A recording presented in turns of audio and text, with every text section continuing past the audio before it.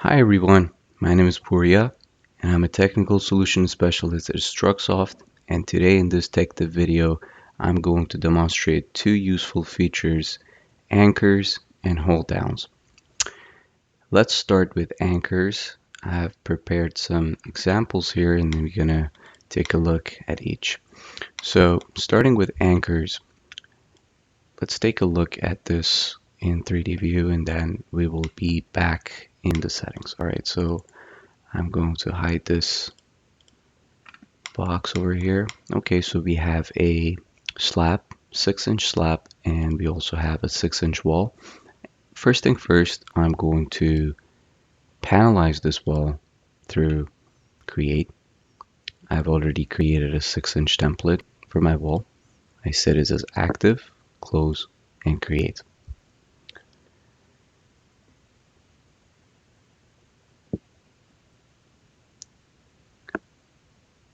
Through the properties in the miscellaneous tab, over here under anchors, you will be able to add anchors to this wall. So by clicking on enable anchors, these options become available so we can control.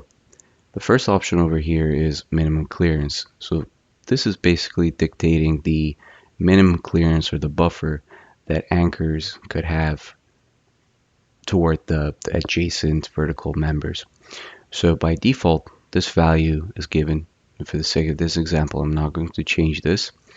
So the second thing you notice here is the whole series. But by clicking it, I see that there's no whole series available. There are two methods to do this. You can either close out of this, go to the whole series through Properties tab, and create the whole series that you want. Or you can take this shortcut, click on Manage, and through the pop-up window, you can be able to set the void hole, round hole, or any other hole series that you want. For now, I'm going to select void hole, and I'm going to name it as anchor hole. And if you have any CNC operation code related to this function to your machinery, you can punch that number in here. And over here, you see that these are all the included members that goes into the settings. If you wish to exclude any of these, you can go ahead and do so. But for now, I'm going to just click on add. And then once that added, you notice that the diameter is not set to my preference. So I need to click on edit shape. And in this pop-up screen, I need to set the value that I want for my anchor hole. So I'm going to select 1 inch and click OK. And then that anchor hole will be created based on the diameter value that I put in.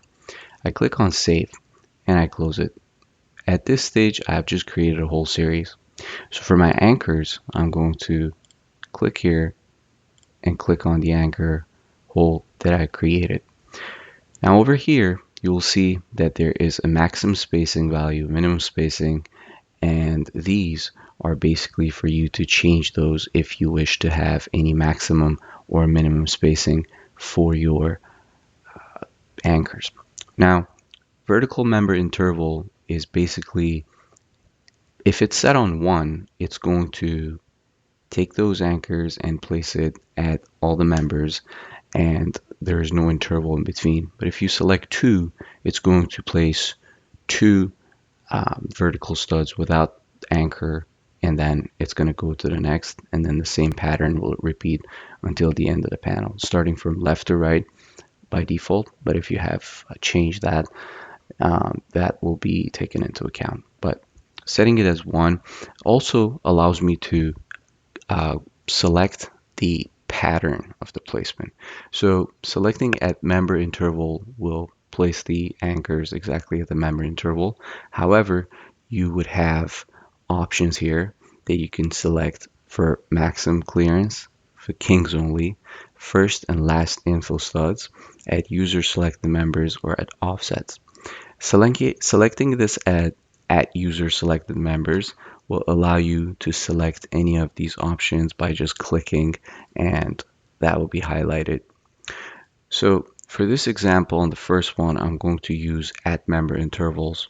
And for the anchor family, this is the one that is already provided by default, so I'm just going to keep that as is, and then I'm going to click on OK.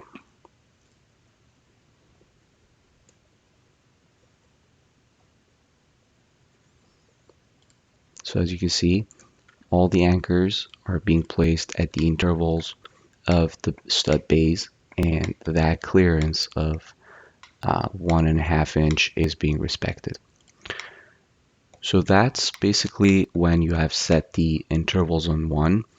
Now I'm just going to quickly show you a example of a different interval. So I'm going to go back in the miscellaneous tab under anchors.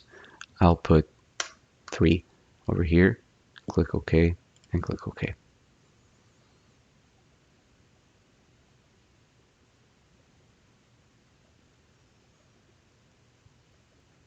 So as you can see, the pattern has changed and it's taking 2 intervals and it's going to place the anchors on the third one.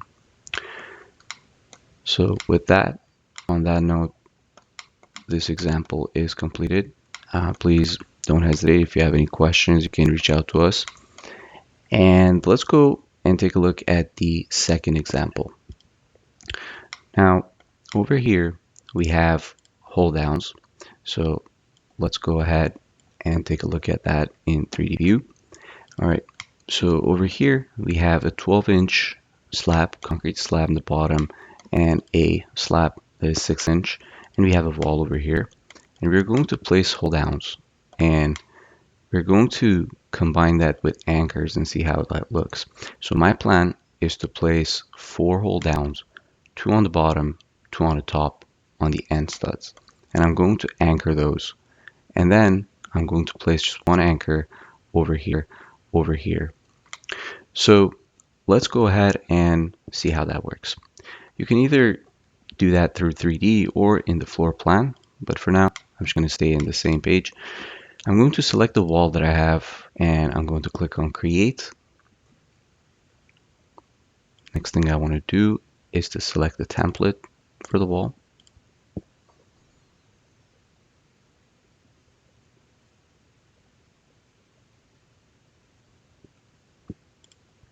And through miscellaneous tab, I go and select hold downs. Over here, the process starts by clicking on enable hold downs. And right in here, you'll see that there's a bottom hold down option and a top hold down. So I'm going to select this one and make sure it's checked. So insert bottom holes. And then it asks me what is the place pattern. So I would like to set this at the hard side. And actually, I'm going to set that on open side. And I'm not going to choose any offset for it because I want it to be flush with the end vertical stud. And I will select the whole series. However, I need to go ahead over here and create the whole series that I want. So the best way to do this is to create those whole series prior to doing this through miscellaneous tab through whole series. So I'm going to choose a name for this.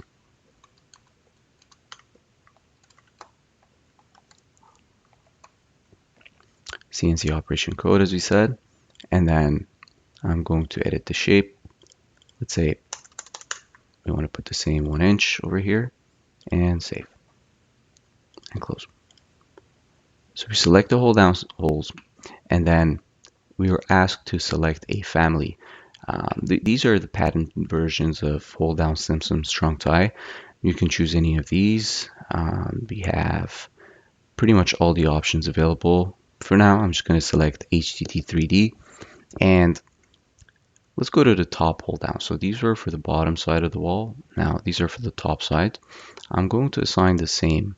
I'm going to say open side, no offset, select the hold down holes, and select the family for that.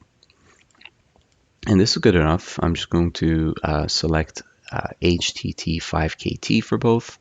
And now, so these are the hold downs that will be created. By clicking on OK and OK, you'll see that 4 hold downs will emerge on the panel on these sides. But however, I want to go ahead and put a anchor on them as well.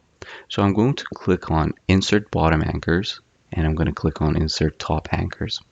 And then over here, it is basically asking me that what type of anchor and what diameter you want to select.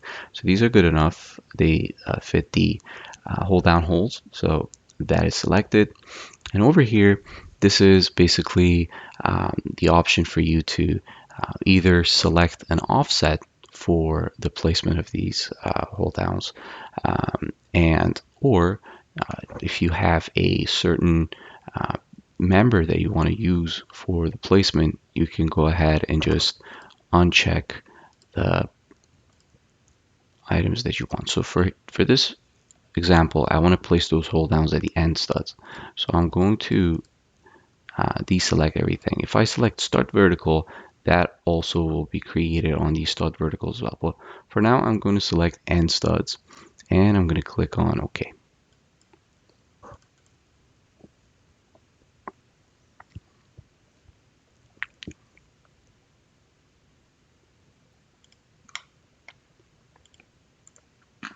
I'm going to hide this wall.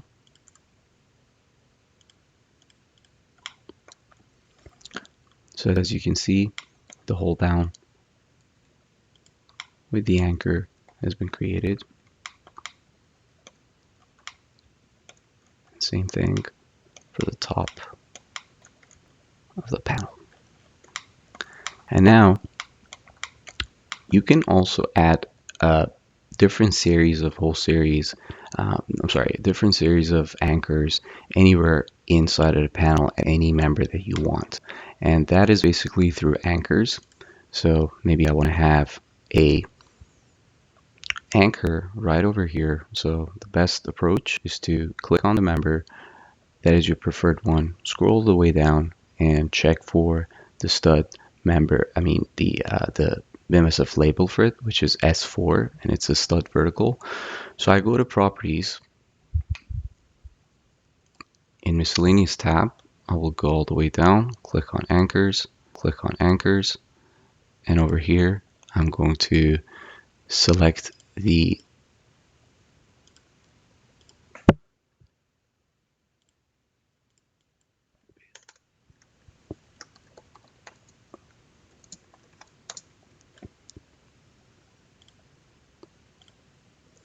I'm just going to create that again. Click OK, save, and close. Anchors 1 inch, and then I select the family type for it. And over here, instead of placing it through placement pattern, I would like to go ahead and use add user selected members. And then I'm going to use S4 and click OK and hit OK.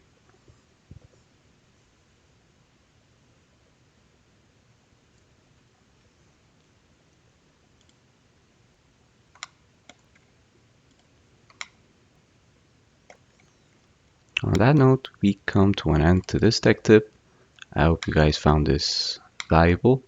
And before I finish this tech tip video, I just wanted to remind you that all the settings that are in the Properties tab can be saved in your templates, and you can use that on other panels. Thank you so much, and you have a great day.